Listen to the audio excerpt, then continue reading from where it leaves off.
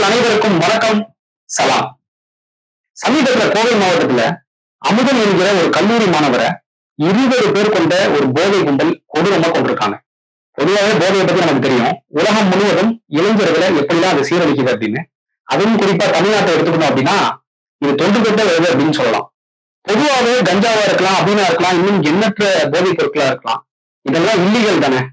இதுல எப்படி பரவுது, எப்படி இளைஞர்கள் கையில கிடைக்குது? இதற்கு யார் காரணமா இருக்கிறா? அந்த போதை கும்பலால கொல்லப்பட்டு இறந்து போன அந்த அமுதன் அவருடைய கல்லூரியில ஒரு சில மாணவர்கள் கஞ்சா பழக்கத்துக்கு ஈடுபட்டு தகாத முறைகள்ல சில வேலைகளை பார்த்து வந்திருக்காங்க.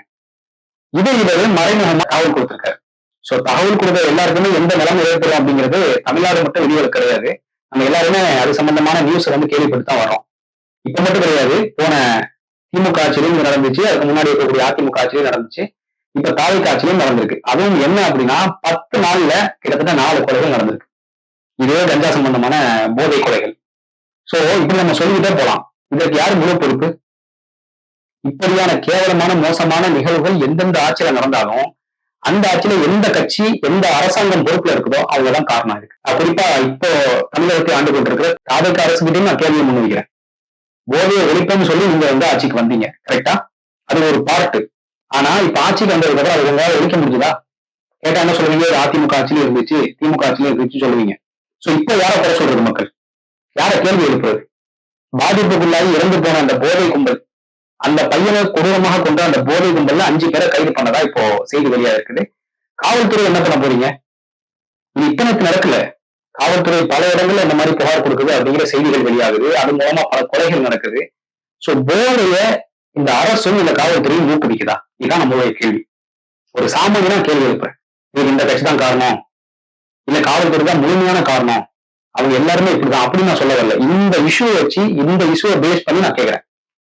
எந்த அரசாங்கம் ஆட்சியில் இருக்குதோ அப்படி இருக்கும்போது இந்த நிகழ்வுகள், மோசமான கேவலமான இந்த நிகழ்வுகள் நடக்குதோ அப்ப நான் கேள்வி எழுப்புறேன். இப்ப உயிர் பறிபோயிடுச்சு, திரும்ப வருமா? அவங்க அம்மா அப்பா அந்த பையனுடைய பாடியை பார்க்கும் போது எப்படி துடிச்சு அழுகுறாங்கிறது கொஞ்சம் பார்த்துக்கலாம்.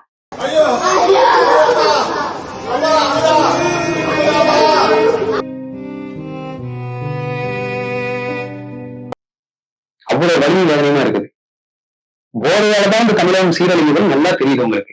போதையை ஒழிப்பேன் வெறும் வாயளவுல நம்ம பேசிட்டு செயலளவுல எதுவுமே காட்டாம இருந்தா எப்படி? உங்களுக்கு கீழே இந்த அரசாங்கத்துக்கு கீழே செயல்படக்கூடிய அந்த காவல்துறையே எப்படி இருக்குன்னா மக்களுக்கு எப்படி பாதுகாப்பு? நீங்க எப்படி மக்கள்ல ஒருவனா இருக்க முடியும் அப்படிங்கிற ஒரு கேள்வி நமக்குள்ள எழுது. சோ இதற்கு முழு பொறுப்பு காவல்துறை மட்டும் கிடையாது, காவல்துறையை நிர்வகிக்கக்கூடிய இந்த அரசாங்கத்தான் முழு பொறுப்பு. அரேபியாவை ஒரு காலத்துல ஆட்சி பண்ணிட்டு இருந்த ஹசரத் உமர் அப்படின்னு சொல்லுவாங்க. அவர் என்ன சொல்றாரு அப்படின்னா, என்னுடைய ஆட்சியில ஒரு ஆடு திருடு போனாலும் அதற்கு நான் தான் காரணங்கிறார். இதுதான் அக்கௌண்டபிலிட்டி, இதுதான் ரெஸ்பான்சிபிலிட்டி. இதை ஒவ்வொரு அரசாங்கமும் செயல்படுத்தணும், புரிஞ்சு கொள்ளணும்.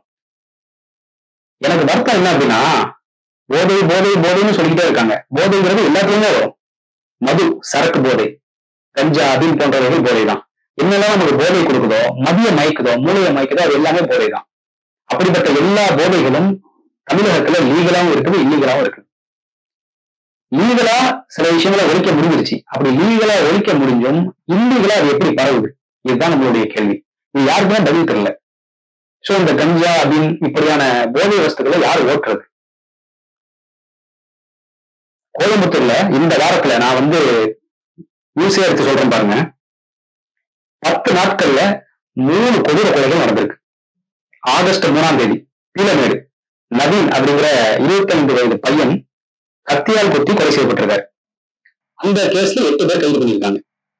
ஆகஸ்ட் 6ஆம் தேதி கிணத்துக்கரவு அஸ்வின் அப்படிங்கிற 22 வயது இளைஞர் கத்தியால் குத்தப்பட்டு அடித்து கொல்லப்பட்டிருக்காரு. இப்போ ஆகஸ்ட் 10ஆம் தேதி ஒத்தக்கால் மண்டபம் அமுதன், இப்ப நான் பேசிட்டு இருக்கேன் இல்லையா, 19 வயசு, வெறும் 19 வயசு, சின்ன வயது, 20க்கும் மேற்பட்டவர்களால அடித்துக் கொல்லப்பட்டிருக்காங்க. இந்த நியூஸ் நீங்க எப்படி பாக்குறீங்க?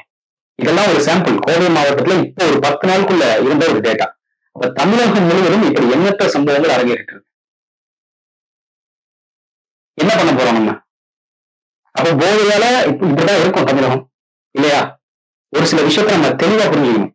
எந்த கட்சி ஆட்சியில இருந்தாலும் நம்ம அதுக்கு உண்டான வாய்ஸ் அவுட் கண்டிப்பா பண்ணணும். அந்த தவறு நடக்கிற பட்சத்துல அதுக்கு இன்னொரு பார்ட்டியோட நம்ம லிங்க்ல தான் இருக்கணும், இல்ல இன்னொரு கட்சியில நம்ம இருந்து இதை பேசணும்னு அவசியம் கிடையாது. போன ஆட்சியில எப்படிலாம் வந்து தவறு நடக்கும்போது வந்து குரல் அனுப்புனீங்க, குரல் எழுப்பணும். அதுக்கு முந்தின ஆட்சியில இப்ப ஏன் பல பேர் மௌனமா இருக்காங்க? ஏன்னா உங்க வீட்டுல அது நடக்கல. நடந்தாதான் அதை வந்து அப்படி பொங்கி வருவாங்க. அதுதான் எனக்கு ரொம்ப ஆச்சரியமா இருக்குது. சோ மிகப்பெரிய ஒரு வேதனையான விஷயம். காவல்துறை இதை இப்படியே விடக்கூடாது. சும்மா கைது பண்றது, அப்புறம் கைது பண்ணதுக்கு அப்புறம் அவங்க பிணையில வெளியே வர்றது என்ன இது? அப்ப யாரெல்லாம் போதையாளர்களை வந்து போட்டு கொடுக்குறாங்களோ அவங்களுக்கு எல்லாம் இப்படிதான் ஒரு நிலைமை ஏற்படணும். கரெக்டா? வடநாடு கூட முன்னேறிச்சு போல இருக்குது இப்படியான விஷயங்கள். ஆனா தமிழ்நாடு அங்கேயாவது ஒரு சில போதை வஸ்துகள் லீகலா இருக்குது. இங்க இல்லீகல்னு தெரிஞ்சும் இப்படி ஒரு மோசமான கொலைகள் நடக்குது அப்படின்னா எப்படிப்பட்ட ஒரு ஊரை நம்ம வாழ்ந்துட்டு இருக்கோம் அப்படிங்கிறது நமக்கு தெரியல.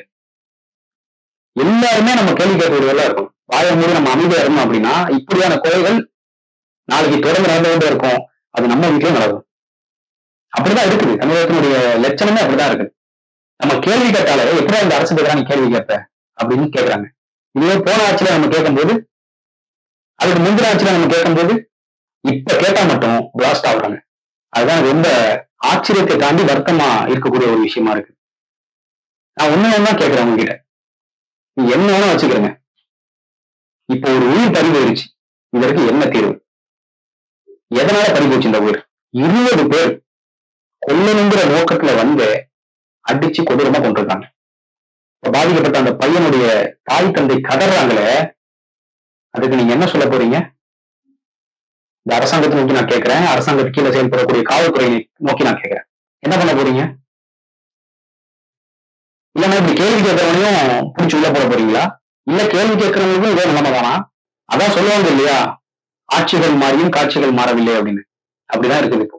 இந்த போதையால இப்படியான கொலைகள் மட்டும் நடக்கல, கற்பழிப்பும் நடக்குது, தகாத விஷயங்களும் நடக்குது. எல்லாமே இந்த போதையால வந்து நடக்குது அப்படின்னு தெரிஞ்சதுக்கு அப்புறம் கூட இதை ஏன் நம்ம வந்து தீவிரமா கண்காணிக்க மாட்டிருக்கோம்? போதையை நம்ம ஒழிச்சிட்டோம் அப்படின்னா பாதி பிரச்சனைகள் இல்ல, முக்காவாசி பிரச்சனைகள் ஆட்டோமேட்டிக்கா தெரிஞ்சிடும். ஆனா நம்ம அதை பண்றோமா? நம்ம இதைத்தான் எதிர்பார்க்கிறோம்.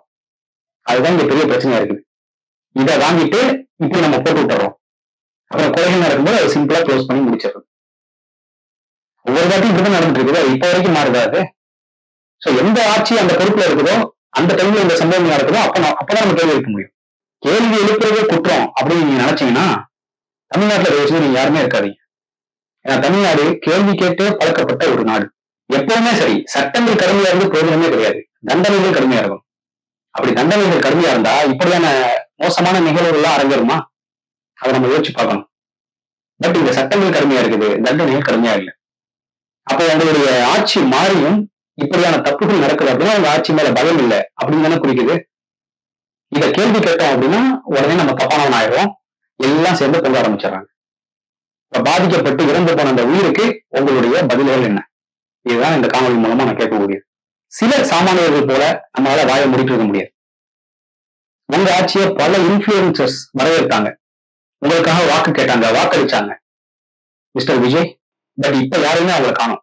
இப்படியான சம்பவங்கள் வந்து தொடர்ந்து நடக்குது. ஆனா யாருமே இதை பத்தி வாய் பேசல. ஆனா நீங்க அரசியலுக்கு வந்து எலெக்ஷன் கேம்பெயின் பண்ணும்போது உங்களோட சேர்த்து அவங்களும் குரல் கொடுத்தாங்க. இப்ப யாரையுமே காணும். இதை நம்ம எப்படி புரிஞ்சுக்கிறது? இந்த அரசாங்கம் மக்களை நேசிக்கக்கூடிய அரசாங்கமா இருக்கும், மாஃபியாக்களுக்கான அரசாங்கமா இருக்கக்கூடாது. அதுதான் நான் வந்து இந்த காணொலியின் மூலமா கண்ணியமா இதை நான் கேட்டுக்கிறேன். ஏன்னா இப்படியான நிகழ்வுகளை பார்த்ததுக்கு அப்புறம் நம்ம எப்படி கேள்வி கேட்கறதுன்னு நீங்க சொல்லுங்க. அதுக்கேற்ற மாதிரியான நான் கேள்வி கேட்கிறேன். நன்றி.